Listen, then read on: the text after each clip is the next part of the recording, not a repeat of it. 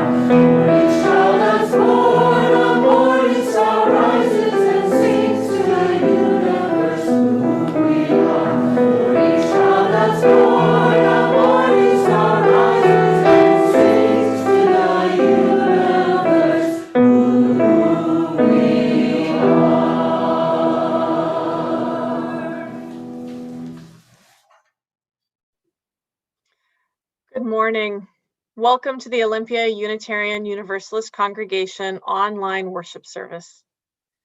The OUUC community comes together in the mutual promises and possibilities of our covenant. We commit to live out our mission to be a liberal religious community that opens minds, fills hearts, and transforms lives. We're so glad that you are here. My name is Sarah Lewis. I use she, her pronouns, and I am the OUUC Director of Community and Faith Development. Leading worship with me today is Troy Fisher, our music director, and Aisha Hauser, our guest speaker. Aisha is a religious educator, author, and leader in our movement, is part of the ministry team of the Church of the Larger Fellowship, and is the current president of the Liberal Religious Educators Association. I'm so pleased that Aisha was able to join us today.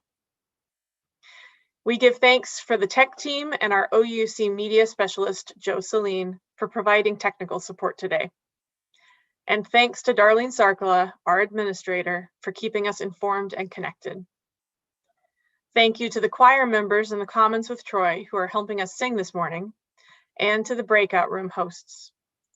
We are grateful for the many hands that helped make worship happen this morning. We welcome each of you to this celebration of love and wonder and to this congregation. After the service, we invite you to stay online for our virtual coffee chat. This is a chance to gather with a small group to say hello and check in. Each breakout room will be hosted by someone to help make sure everyone knows each other and has a chance to share. Our speaker will offer reflection questions to get the conversation started. We hope you'll stay.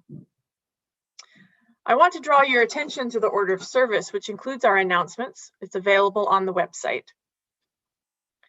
Please join us for a microaggressions workshop today at noon. Aisha will lead us in examining what microaggressions are and, when committed, how to respond in a way that reduces harm and affirms people in the fullness of their humanity. This Thursday, our weekly spiritual practice focuses on the monthly theme of story. Join Reverend Mary, Reverend Carol, and Troy for music, poetry, and silence at 7 p.m. There are many opportunities to stay connected to our community because social distancing doesn't mean social isolation. Please check the website regularly. If you have questions or need help, please check in with a staff member. Now, let us open our hearts and minds as we prepare for worship. Welcome, everyone. It is good to be together. This morning, and every Sunday morning, we join Unitarian Universalist congregations around the world in lighting a chalice, the symbol of our faith tradition. Please join me as we light our chalices together with these words by Adrian L. H. Graham. We kindle a flame of power, illuminating the holy in each of our faces. We recognize in the flame a passionate commitment to our shared faith. We are held and carried from day to day, week to week, in the shining of the light. This flame is mine as well as yours. We are brought together on this day, called to growth, to expansion within its glow. What does your heart know while beholding this holy fire?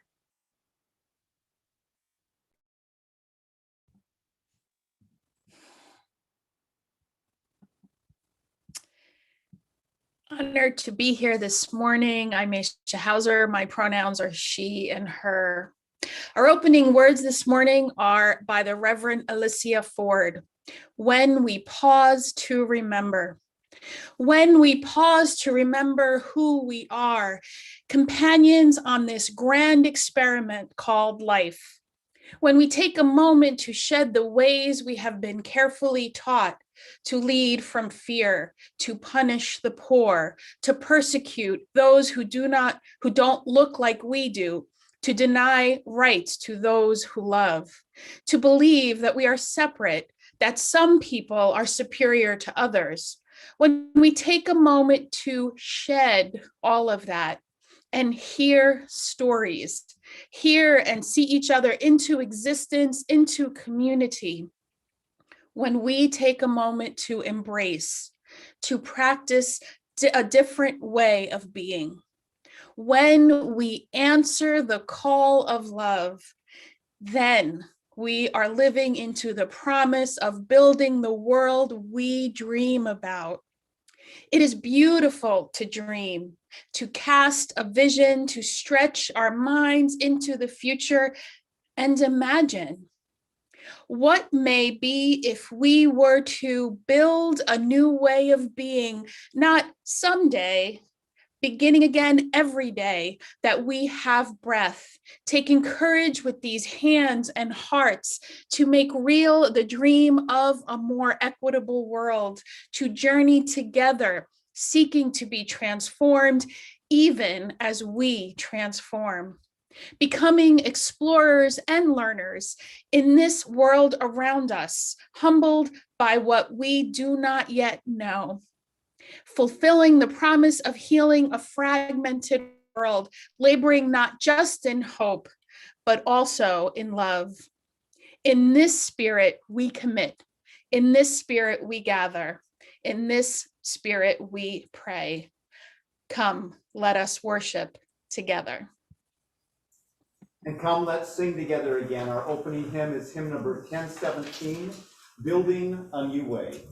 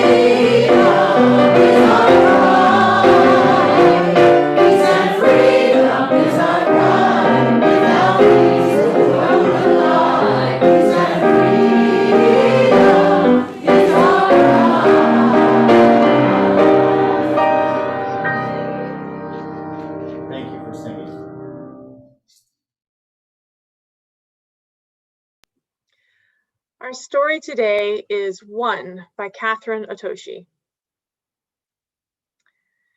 Blue was a quiet color.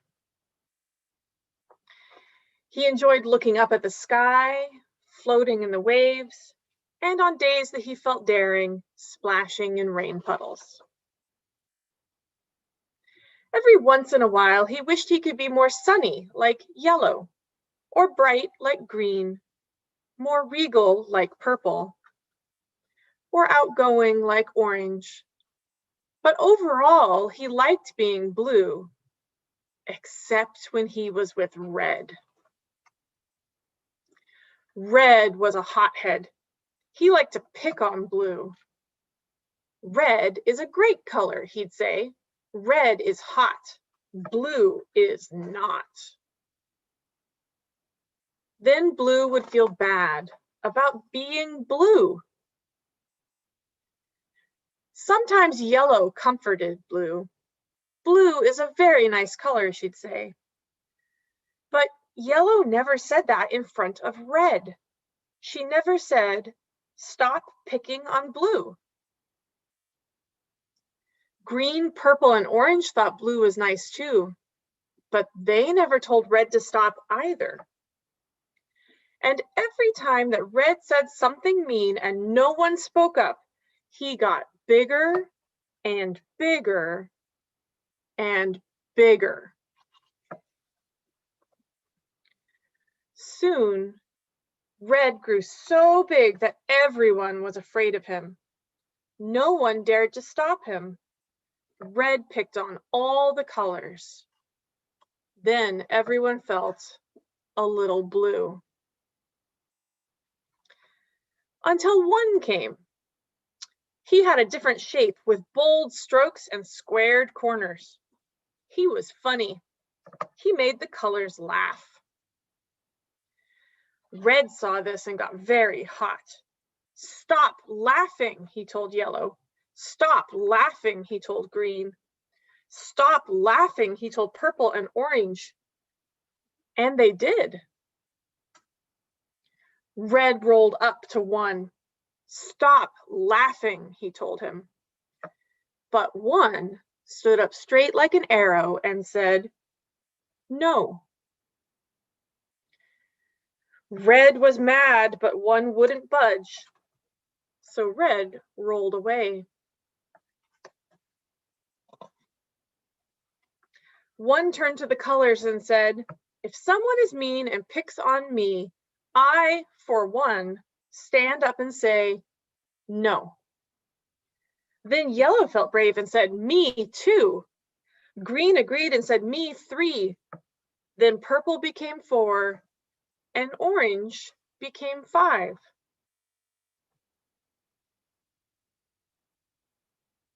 Blue saw the colors change. He wanted to count. Red grew red hot. He felt left out, and he grew hotter and hotter and hotter. Red raced over to Blue and said what he always did. Red is hot, blue is not. But this time, Blue stood up tall and became 6.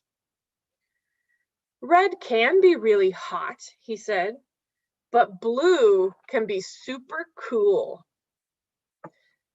Red blew a fuse and tried to roll over Blue.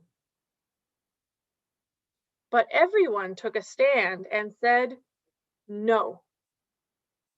Seeing them standing tall made Red feel very, very, very small. Then Red turned even redder and began rolling away. Blue called out, can Red be hot and Blue be cool? Red stopped in his tracks. Red can count too, said one. Red rocked and rolled and turned into 7. Everyone counts, they shouted, and Red laughed and joined in the fun. Sometimes it just takes one.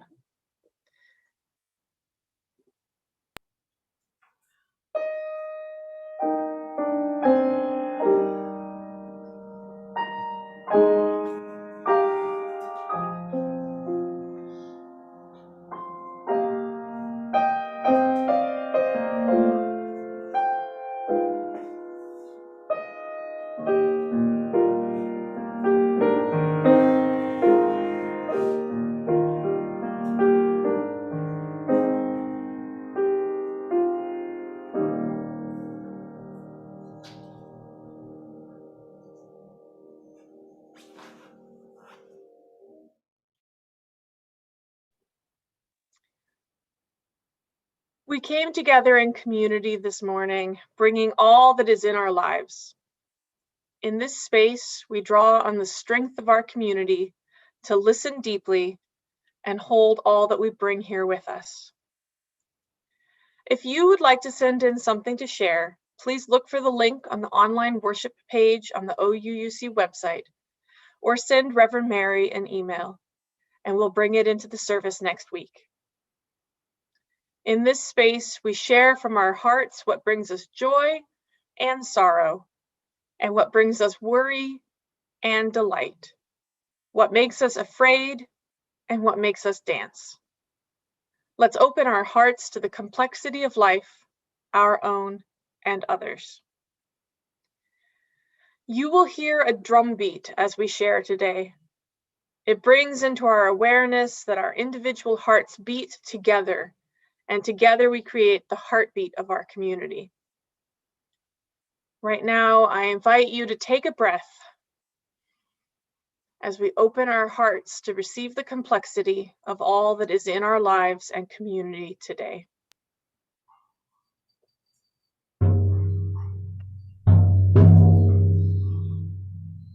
Robin Hale asks that we keep her friends in Boone, North Carolina in our hearts. This week, 5 people lost their lives in a tragic shooting in the town where Robin used to live and where some of her closest friends still live. The entire town is affected by this tragedy, and we know it will take years to heal. Robin, we send our love and care to you, your friends, and the community.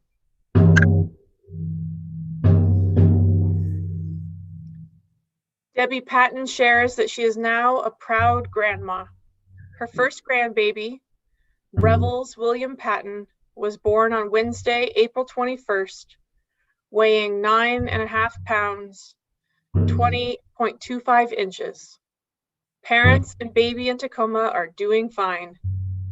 Debbie, congratulations to you and your family.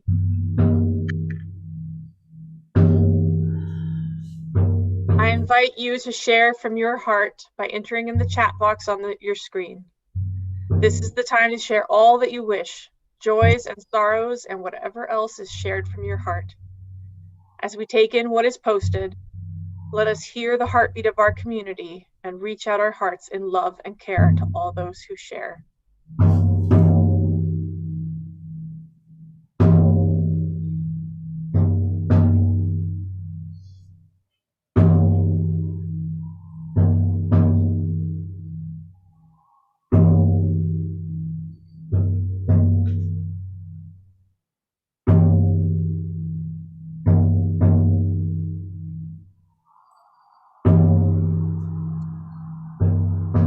I place a stone in the water for all that has been shared from the heart, a stone holding the complexity of our lives, held in the water of community. And we will place one more stone in the water for all that we hold in our hearts and that remains unspoken.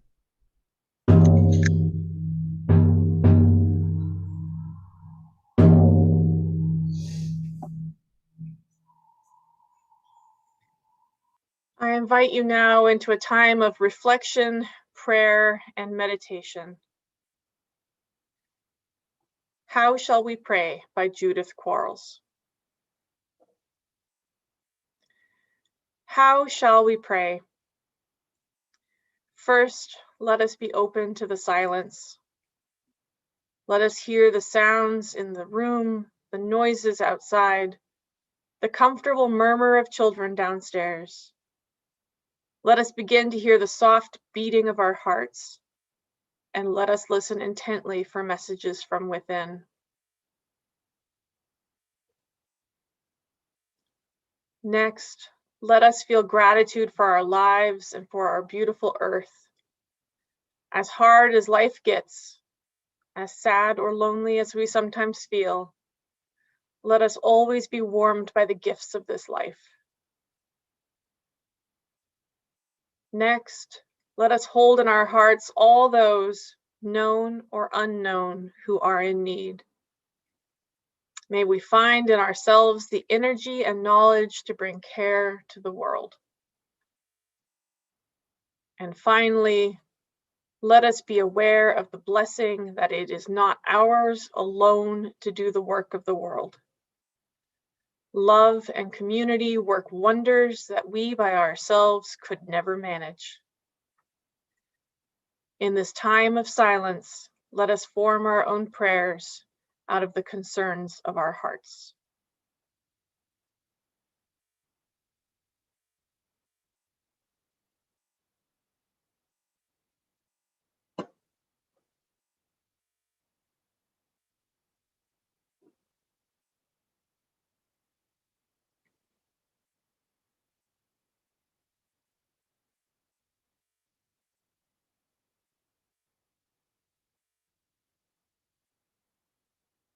Amen and blessed be.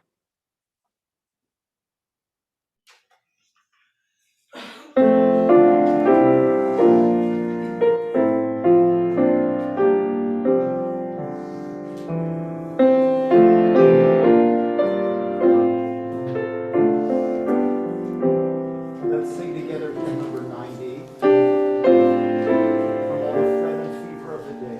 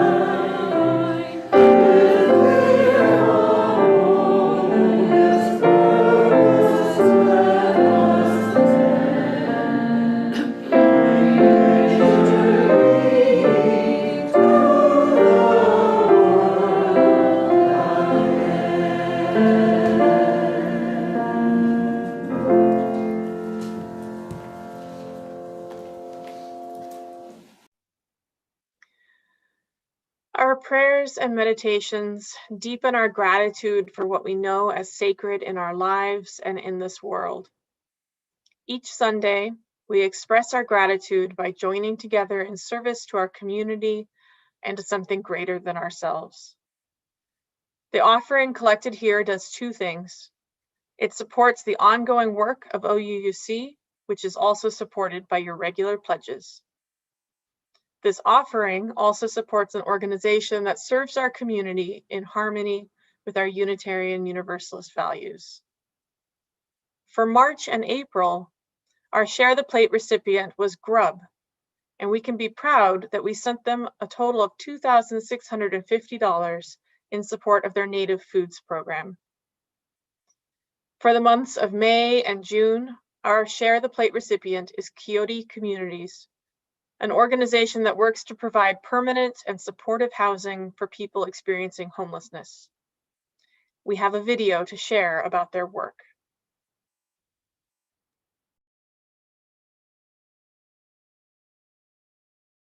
Hello, members of OUUC. I'm Ken. I use he, him pronouns, and I'm the program manager at Quixote Village, which started originally as Camp Quixote, hosted initially by you at your church. It then spent the next 6 years floating from church to church with ongoing support from you, and eventually was able to found where we are now with Quixote Village. And a lot of the foundational work, the guiding principles, was worked through and worked on by members of your congregation. As we became a permanent home for folks and with resident support through case management, we've seen a lot of really remarkable successes. Folks have graduated from high school, from college, they've reconnected with old family members, and a lot of folks have found recovery from substance use disorder. We're actually in the process of building 2 more villages, which is really exciting. One of them up in Pierce County and one in Mason County. And we've also been able to expand from our initial 1.5 full-time positions at the village to 3. So we've got a lot of extra support now that we didn't have previously. 2020 and now 2021 have been hard years. And one of the, wonders though that has come of it all is that we have connected with a service called Life Transitions that provides counseling to our residents. Very excited that we've had that as a support, and very excited that with your support, we're going to be able to expand that and offer it to more of our residents. So I want to thank you all for your support and hope you have a wonderful day. Please note that you can participate in the offering by making a donation online through the church website or by texting the number that will appear on your screen in just a moment. You can also mail a check to OUUC. Our community partners continue to need our financial support. May the offering now be generously given as it is gratefully received.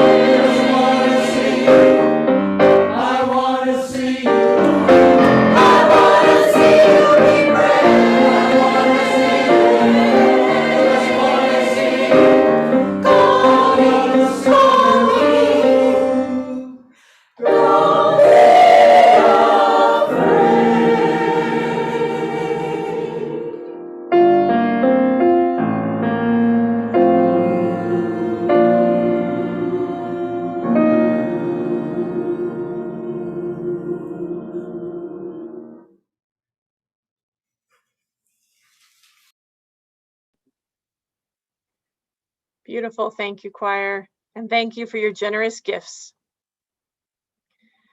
Today's reading is titled "To the People Who Have Mistaken Freedom for Liberation" by Teresa Soto. To be free You must embrace the breadth of your own existence without apology, even if they try to take it from you. You must know not that you can do whatever you want. You are not a kudzu vine eating entire hillsides for the purpose of feeding your own lush life. You must know instead that inside you are entire universes, milky, blue, magenta, and gold, expanding.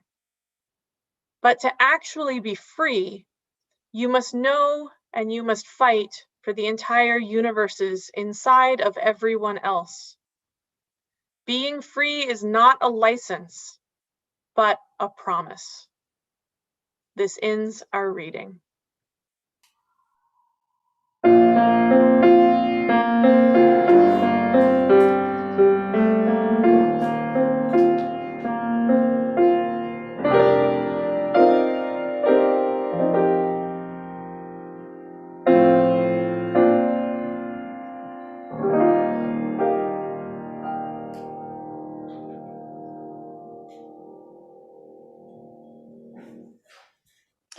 Good morning. Thank you all for the invitation to return to the pulpit in Olympia. I was there a couple of years ago, which seems like a lifetime ago now. It is an honor to be with you. Did you notice in this morning's story how one did not seek common ground with red? Did you notice how when the other colors witnessed the impact on blue of red's mean behavior, the colors that chose not to say anything shrunk? One had clarity of values and did not seek middle ground or compromise or somehow tried to negotiate how mean red would be allowed to be to blue. This story by Catherine Otashi is one of my favorite UU social justice stories for children. It is about clarity of values and how when we don't show up for people who are targeted by others, the entire community suffers. When we do show up, we change the dynamic and transform the community. Frederick Douglass, an abolitionist who escaped slavery in the 1800s, once said, "If there is no struggle, there is no progress. Those who profess to favor freedom and yet deprecate agitation are men who want crops without plowing up the ground. They want rain without thunder and lightning. They want the ocean without the awful roar of its many waters." This struggle may be a moral one, or it may be a physical one, or it may be both moral and physical, but it must be a struggle. Power concedes nothing without a demand. It never did, and it never will, end quote. Unitarian Universalism, a faith that was born in 1961 with the merger of the Unitarians and the Universalists, right when the civil rights movement was about to take center stage in the United States. Now, Unitarian Universalists have a mixed history with our response to this movement. Yes, Unitarian Universalists Viola Liuzzo and James Reeb died as a result of their answering the call to support the march in Selma, Alabama. What many don't know is how many congregations were in fact upset and unsupportive of their ministers wanting to answer the call of Reverend Dr. King and the coalition of Southern civil rights leaders. There were many white UUs who resisted and did not think that the way those were fighting for liberation was the right way. Keep in mind that Dr. King's letter from a Birmingham jail was written for white liberals who felt the need to try and manage how and when progress would happen. An excerpt from Dr. King's letter. Quote, "I must confess that over the last few years, I have been gravely disappointed with the white moderate. I have almost reached the regrettable conclusion that the Negro's great stumbling block in the stride toward freedom is not the white citizens counselor or the Ku Klux Klanner, but the white moderate who is more devoted to order than to justice, who prefers a negative peace, which is the absence of tension, to a positive peace, which is the presence of justice, who constantly says, I agree with you in the goal you seek, but I can't agree with your methods of direct action, who paternalistically feels that he can set the timetable for another man's freedom, who lives by the myth of time, and who constantly advises the Negro to wait until a more convenient season. Shallow understanding from people of goodwill is more frustrating than absolute misunderstanding of people of ill will. Lukewarm acceptance is much more bewildering than outright rejection, end quote. An example I witnessed with Unitarian Universalists of this compulsion to moderate the fight for liberation was a few years ago here in Seattle when Bernie Sanders was interrupted by two Black Lives Matter activists and the response of the crowd, which was vile toward these two Black women. The next day, I was at the Unitarian Universalist congregation where at the time I served as the director of lifelong learning, and I heard two white women lament that Bernie was interrupted. Didn't they know that he was on their side? I stood there and I responded that Tamir Rice was a 12-year-old Black boy sitting on a swing, minding his own business when he was murdered by a white police officer who was never charged with any crime. I ask you, what proper way is there to fight for justice in that case? Or in the case of Breonna Taylor, who was asleep in her bed and murdered, no one has been charged for her crime, or maybe one police officer was, or Sandra Bland, or Makia Bryant, the 16-year-old Black girl who called police herself because she was being attacked and ended up murdered by those called to protect her. On the same day that finally one police officer was found guilty in Minneapolis. What proper way is there to demand the state cease its war of terror on the Black community? After the most recent mass shootings, the response by some lawmakers, GOP to be specific, is to focus on legislation terrorizing trans children and trans people. What proper way is there to stop the terror being imposed by lawmakers on the trans community? Unitarian Universalists must center liberation and do so unapologetically. This is the call of our faith. When Unitarian Universalist faith leaders center liberation and speak openly about dismantling white supremacy and dismantling systems of oppression and centering the voices of those with target identities, we are sometimes met with the idea that we need to be centrist or moderate.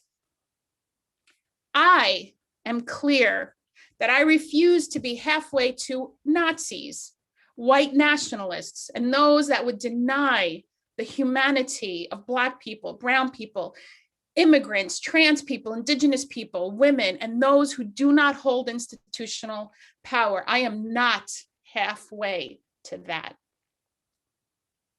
I invite us to think for a moment what that would even look like. Is the suggestion here that we allow some children to be caged at the border and not others? That we target some trans people and not others? What is being asked when there is a call for centrist ideas, or the notion that fighting for liberation is somehow radical? I reject the notion that there are both sides, that there's radicalism on both sides. I reject that categorically. There are the oppressors and there are the oppressed. We need to be clear as Unitarian Universalists that we will not compromise the humanity of others. Reverend Dr. Martin Luther King Jr.'s deep disappointment in those who profess to support the cause of liberation is one I share when I witness white UUs argue with those who hold target identities. Over the past few years, I've heard some Unitarian Universalists say that there's somehow a respectable way to disagree, or that the struggle for liberation can somehow happen calmly through compromise and common ground. I want to digress for a moment and share something I learned about through letters written by Christopher Columbus. Now, for many of us who went through elementary and high school systems in the United States, we were taught that Christopher Columbus discovered a new world in 1492. And we know that he was trying to circumnavigate the world to travel to India, not knowing there was an enormous landmass between Europe and India. I was taught in the public school I attended in New Jersey, the benign narrative that Columbus met the natives and claimed the land for Spain in the name of the monarchs who funded this endeavor, King Ferdinand and Queen Isabella, funded, we later learned through history, by Jewish people who lived in Spain. Their money was stolen. When Columbus returned to Europe, he immediately wrote to Ferdinand and Isabella about his travels. And here is what he had to say about the indigenous people he encountered, quote, "They are timid and full of terror, but when they see they are safe and all fear is banished, they are very guileless and honest and very liberal of all they have. No one refuses the asker anything that he possesses. On the contrary, they themselves invite us to ask for it. They manifest the greatest affection towards all of us, exchanging valuable things for trifles, content with the very least thing or nothing at all," end quote. I found myself cringing at the line, "When they see they are safe," knowing what becomes of all the indigenous people of the Western Hemisphere. There was nothing safe then and nothing safe now about how indigenous populations in every corner of the globe have been treated by colonizers and by unchecked, violent, extractive capitalism. Columbus himself praises the kindness and the generosity of the indigenous people he encounters, and yet he slaughtered them anyway. He was so brutal, in fact, that he was ordered to return to Europe because he was found to be too brutal. He was replaced by another governor who was less brutal to the native population. Kindness toward oppressors does not bring liberation. It never has, and it never will. To repeat Frederick Douglass, power concedes nothing without a demand. It never did, and it never will. I am not suggesting that Unitarian Universalists need to be mean to those who oppose liberation. What I am saying is that we, as people of faith and people of conscience, must center the values of life and liberation unapologetically. I had a white Unitarian Universalist say to me once that we must be careful not to turn off supporters of the former president. I responded that, frankly, I'm not interested in anyone's feelings. I center my Unitarian Universalist values, which affirm the right of children not to be kept in cages for any reason, the right of trans people of all ages to be free from harassment, the right of Black people to live freely and free from state-sponsored terror, the right of indigenous people to their land and their water. I'm an immigrant who came to this country as a toddler in my mother's arms. Had the child separation policy been in effect at my arrival, who knows where I would be today. I'm an immigrant who has always known I have to know where my papers are at all times to prove I belong. It is a tragic truth that exists in Unitarian Universalism today, that there are those that would rather fight with Black and brown Unitarian Universalists, with Unitarian Universalists who are trans or disabled and may hold one or more target identity, to spare the feelings of their cisgendered, able-bodied white friends, rather then listen and seek to understand ways that Unitarian Universalism can be enriched by the knowledge of how to more fully move into the potential of a liberatory faith, of a life-affirming faith, of a connecting faith. This idea of a middle ground simply maintains the status quo.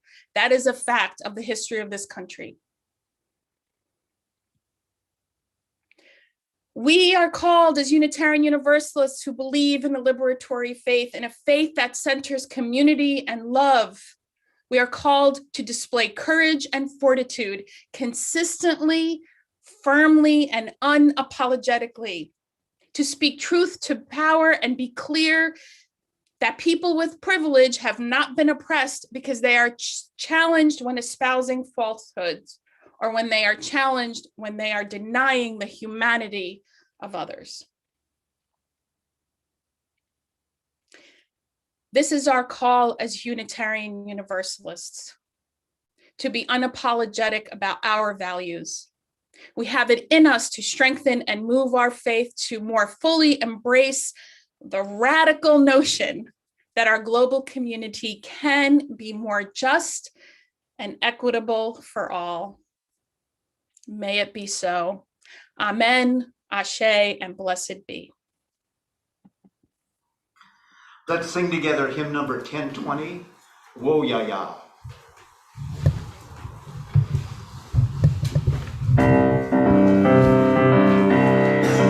We are going, heaven knows where we are going, but we know within, and we will get there. Heaven knows how we will get there, but we know we will.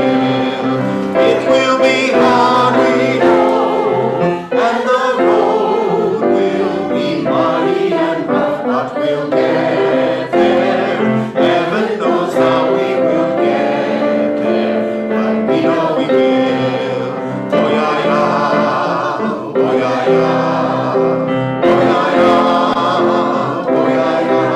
We are going, heaven knows where we are going, but we know within, and we will get there. Heaven knows how we will get there, but we know within.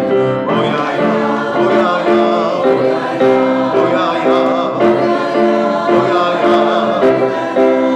ya, oh ya ya, ya ya, oh ya ya, ya ya, oh ya ya, ya ya, oh ya ya, ya ya, ya.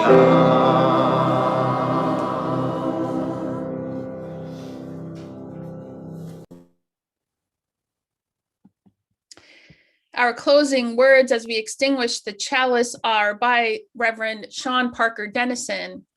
At this moment of ending, may there be a good word, a blessing to help us remember what we have so often forgotten. May the message we need be gently spoken and held in the spaces in ourselves, the fibers that hold all we need to maintain our gentleness, our courage, and our hope.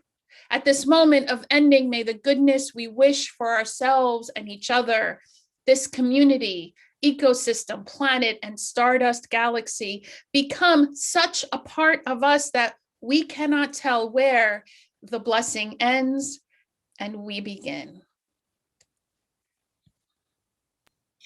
Let's sing together our unison benediction.